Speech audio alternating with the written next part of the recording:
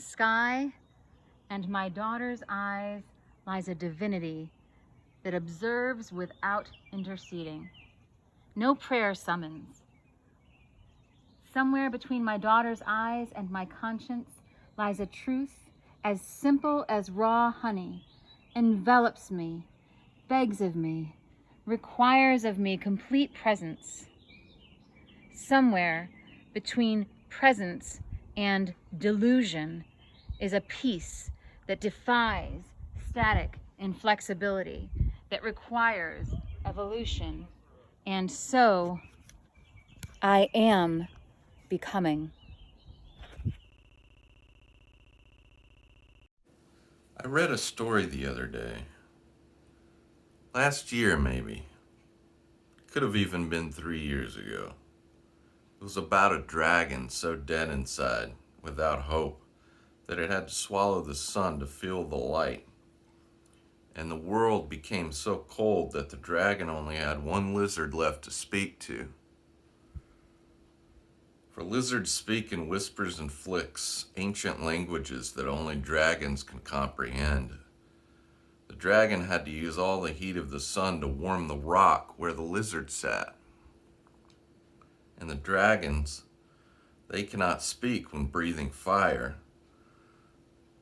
And the lizard grew tired of being the only voice and left the rock.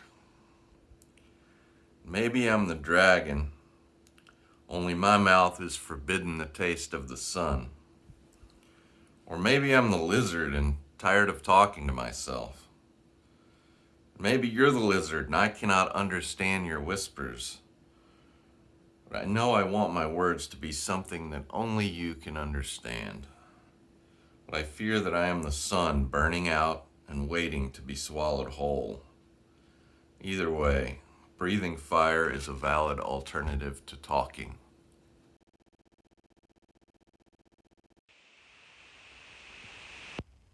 Quarantine Lien by Carol Durant.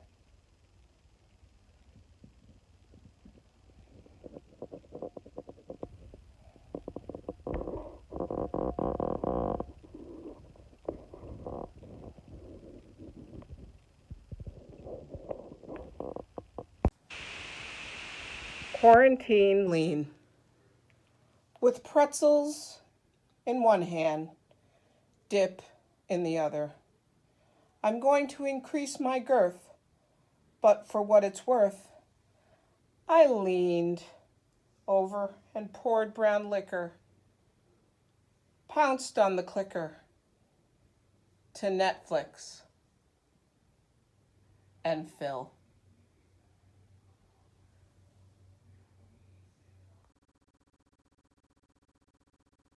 You kept our summer camp secrets and delivered our walnut shell ships to safety.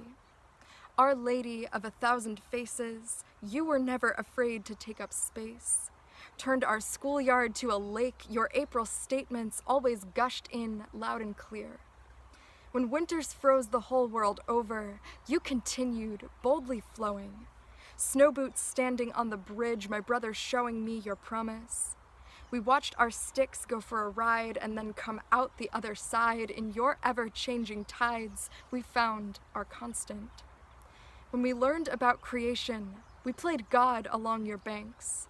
Digging down beneath the mud, we fashioned Adam from your clay. When the teachers weren't looking, second grade sneaks crept away. Back to your Eden, we were naked and we weren't ashamed. When the storms would come, we'd steal into the woods to watch the swell. The way your clear filled up with silt and with a wild we knew well. Road was closed, but 12-year-olds took off our shoes and made our way. We swam across the bridge you swallowed. You would beckon, and we followed. Your waters bore loving witness to all of our first kisses. Soaking sandy underwear, truth or dare, you were there.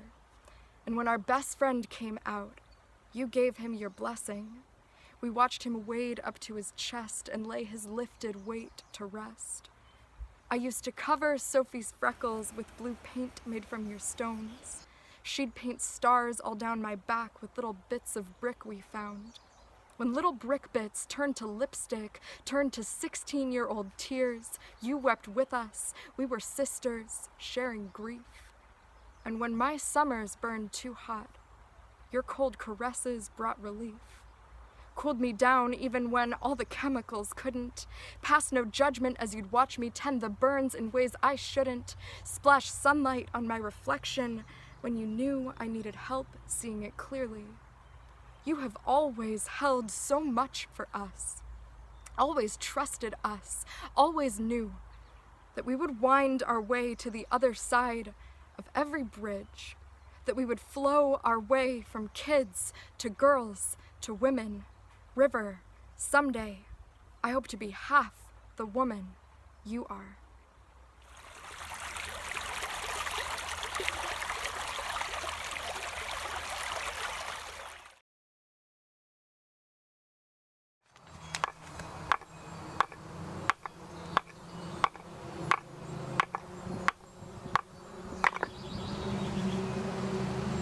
You ask that I stop writing angry.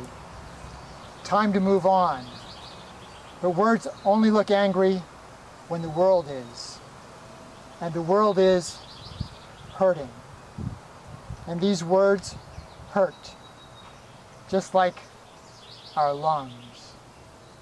You search for good news in the sky, but a sky can carry loss even when it wears a smile.